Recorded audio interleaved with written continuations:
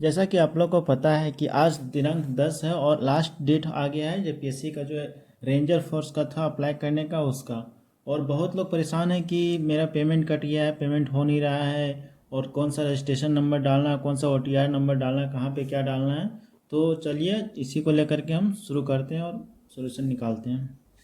सबसे पहले जो है सो आप लोग को डेस्कटॉप या मोबाइल में भी है जो क्रोम में आ जाना है। क्रोम में आने के बाद जो है सो आप लोग को यहाँ पे जेपीएससी सर्च करना है और ऑफिशियल वेबसाइट में जा कर के ओटीआर में आप ओटीआर से और रजिस्ट्रेशन नंबर और मोबाइल नंबर से आप लॉगिन कर सकते हैं। फिलहाल हम यहाँ पे अपना ओटीआर नंबर डाल करके लॉगिन कर रहे हैं। मैंने पासवर्ड डाल दिया, अब कैप्चा कोड डाल रहा हूँ।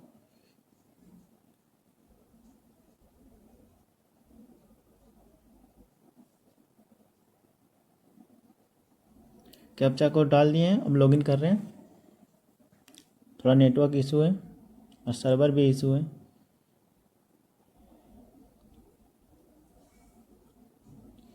मेरा डेस्कटॉप खुल गया, मेरा डैशबोर्ड है।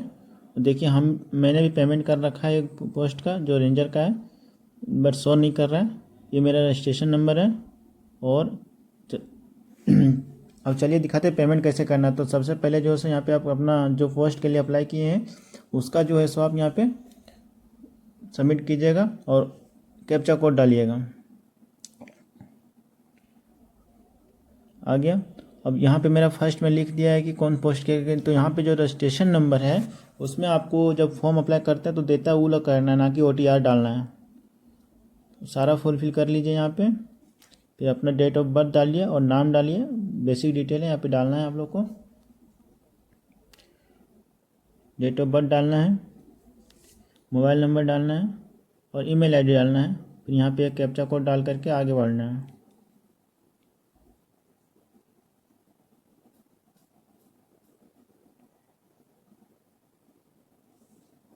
जैसा कि मैंने सब कुछ फिल कर लिया है, अब मैं नेक्स्ट पे जाऊँगा। अब नेक्स्ट पे आ गए हैं। यहाँ पे ढेर सारे जो है सो आप लोग को दिख रहा होगा पेमेंट करने के सोर्स, जिसमें आपका नेट बैंकिंग भी है, एसबीआई नेट बैंकिंग ये है। आगे आप जो है सो रुपए डेबिट कार्ड,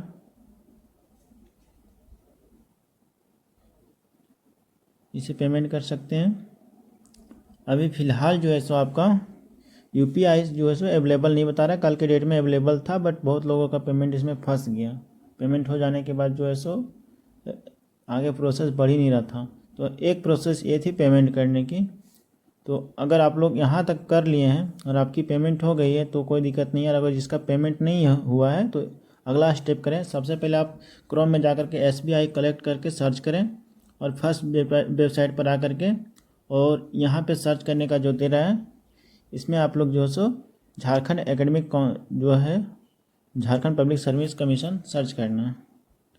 फिर यहाँ पर जब आते हैं तो यहाँ जैसे झारखंड लिखते हैं ऑटोमेटिक आप पे दिख जाता है, इसमें आना है और आगे बढ़ना है। उसके साथ ही देखिए मेरा बेसिक डिटेल खुल गया है। अब यहाँ पे वही रजिस्ट्रेशन नंबर डालिए जब फॉर्म अप्लाई करते समय दिख रहा था, ना कि ओटीआर, और अपना बेसिक डिटेल यहाँ पे फुलफिल कर दीजिए।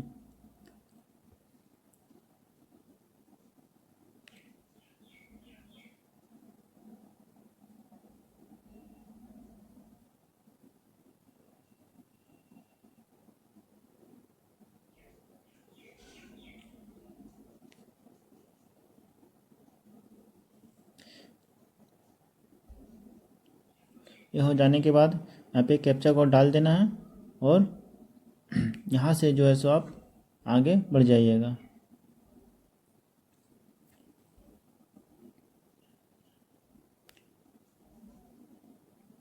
यहाँ पे नेक्स्ट करके आगे बढ़ना है।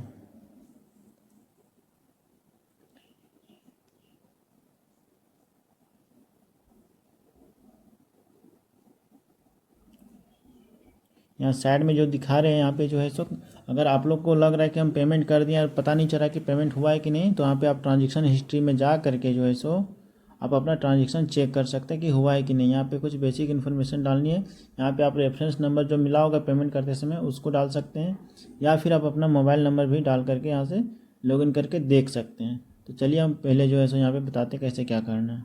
यहाँ पे अपना मोबाइल नंबर डालिए या तो रजिस्ट्रेशन या तो रेफरेंस नंबर डालिए जो पेमेंट करते समय मिला था। यहाँ पे रेफरेंस नंबर डाल दीजिएगा। उसके बाद नहीं होता तो आपका मोबाइल नंबर जो होगा रजिस्टर उसमें यहाँ पे मोबाइल नंबर डालना है और जो OTP आएगी वो OTP यहाँ पे जो OTP आने वाली है भाई आपके नंबर पे एक OTP रिसीव होगी, उस OTP को यहाँ डाल करके आपको सबमिट करना है। तो चलिए हम ये प्रोसेस भी करके दिखा देते हैं। तो हम सबसे पहले यहाँ पे अपना मोबाइल नंबर डाल लेते हैं।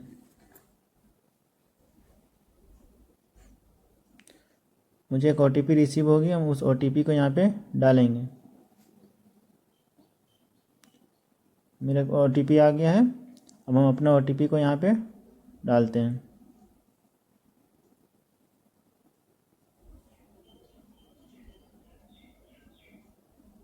अब हम करेंगे सबमिट।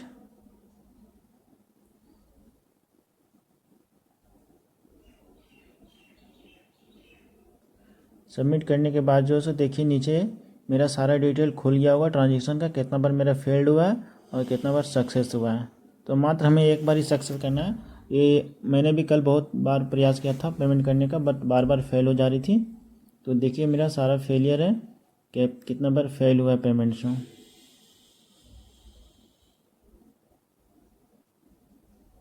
और आज के डेट में मेरा नेट में जो है सो मेरा सक्सेसफुल हुई थी और मैंने नेट बैंकिंग का यूज़ किया था और उससे मेरा पेमेंट सक्सेसफुल हुई। बट मेरा भी जो है सो अभी भी पे नो का दिख रहा है, लेकिन इससे घबराने की बात नहीं है। अगर ये आपका रिसिप्ट है, आप यहाँ से डाउनलोड भी कर सकते हैं और इसे प्रिंट भी कर सकते हैं। ये सारा प्रोसेस आप SBI कलेक्ट से भी कर सकते हैं। बाकी आपके पास पेमेंट जो कर रहे थे तो रेफरेंस नंबर मिला होगा उसको। और अगर आपकी पेमेंट कट गई और अभी भी पे नो का दिख रहा है तो घबराने की बात नहीं है। SBI जो है सो जितना लोग पेमेंट हम लोग कर रहे हैं सारा SBI कलेक्ट कर रही है और SBI जो है सो सारा कलेक्ट करके JPSC को फॉरवर्ड कर देगी और JPSC जो है सो उस सारी चीज़ को अपडेट कर देगी। तो इसमें कुछ समय लग सकता है, तो घबराने की बात नहीं है। और अभी फ़िलहाल जो है सो पोस्ट जो 170 पोस्ट है उसी का पेमेंट हो रहा है, अगला पेमेंट नहीं हो रहा है। तो हो सकता है कि इसमें कुछ किया जा सकता है, तो डेट एक दो दिन बढ़ा जा सकता है पेमेंट को लेकर के, क्योंकि सर्वर बहुत ज़्यादा इशू है और बहुत सारे कैंडिडेट जो है सो इससे फेस कर रहे हैं। आप जो है सो बार बार कांटेक्ट भी कर सकते हैं हेल्पलाइन नंबर से और पूछ सकते हैं, वहाँ पर भी यही बताया जाएगा कि कुछ सर्वर इशू है, कुछ देर के बाद कोशिश करें हो जाएगा। तो इससे घबराने की बात नहीं है। जो पेमेंट कर दिए हैं दोबारा पेमेंट ना करें और रेफरेंस नंबर रखें और इंतज़ार करें आगे।